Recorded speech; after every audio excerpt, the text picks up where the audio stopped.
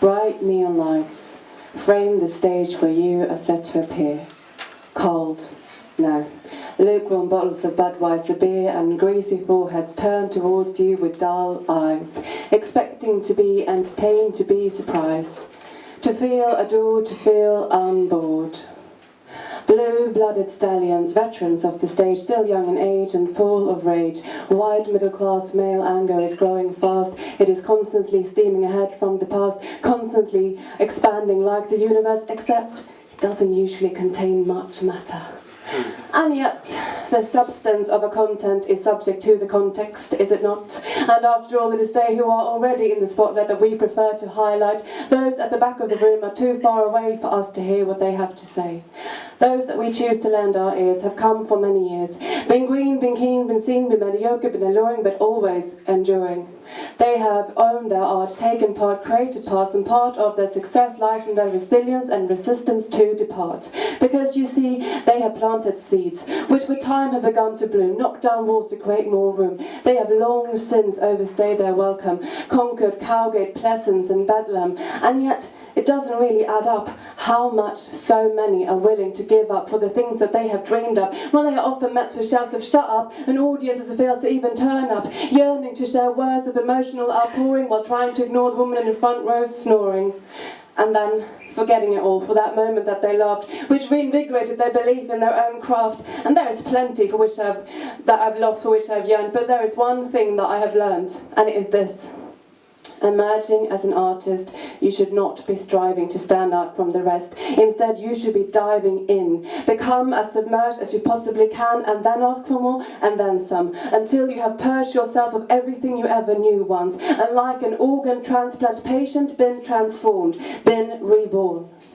After all, it's never you who create anything in the first place. You just happen to be someone exceptionally thirsty for first aid, for getting laid with failure, for constant emotional danger, for an hour of intimacy with a stranger, and they can hide in the dark, but you, they can see right through your facade of professionalism and charm. It's not that they wish you harm, it's that they can see past all that so well, you might as well have been made of glass, a creature of invisible atomic mass that they might sometimes choose to applaud unmasked, but can just as easily decide to break, deeming their attendance as after all a mistake, leaving behind shards of what once was.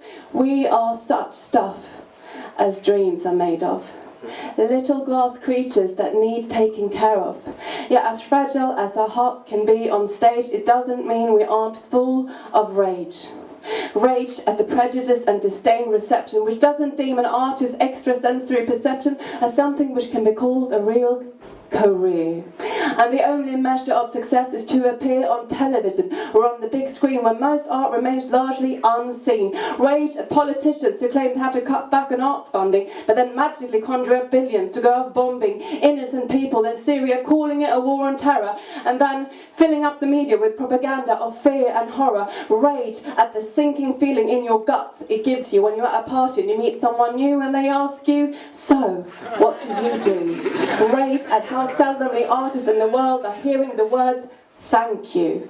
Because what should not be undermined is artists' ability to refine the way we view the world around us, expand our minds and surround us with new questions and sharpen minds which release us from thoughts that have previously confined our ability to be emphatic, to be kind, sharing stories that help us understand, that inspire us to lend a hand. Emerging as an artist, you should not be striving to stand out from the rest. Instead, you should be diving in. Become as submerged as you possibly can, and then ask for more, and then some, until you have purged yourself of everything you ever knew once, and like an organ transplant patient, been transformed, been reborn. We are such stuff as dreams are made of. Little glass creatures that need taking care of. Yet as fragile as our hearts can be on stage, does not mean we aren't full of rage. Thank you.